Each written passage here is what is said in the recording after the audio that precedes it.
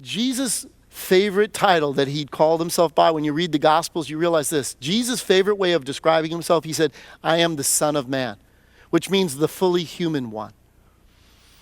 It was a fulfillment of what God had spoken in Genesis, that the seed of the woman would come and crush the head of the serpent. Jesus was fulfilling his destiny, but it was the truth that God had infused himself into humankind, that God had become fully human in Christ.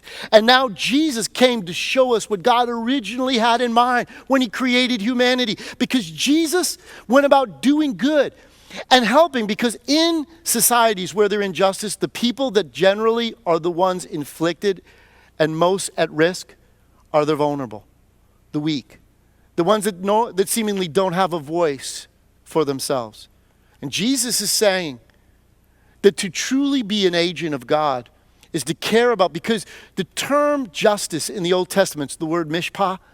And even though it means retributive justice at one point, its overwhelming definition deals with restorative justice, which means to come and lift up the lowly, to take and lift up the disadvantaged, the ones that have been mistreated, and bring them to wholeness. And when you look at the ministry of Jesus, Jesus didn't just teach it. He went around and lived it.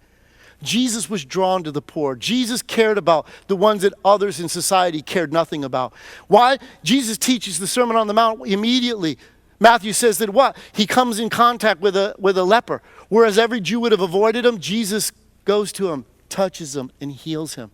Jesus begins to show that to truly do justice and righteousness, to truly live as a human, to use our influence to benefit others, is to realize that the sufferings of others, we are to make a difference. See, unfortunately in today's time, being a Christian, there are too many of them that feel that being a Christian means to make my point. And God didn't call us to make a point. He called us to make a difference. He called us to wade into the suffering of human life and say, how can we be different?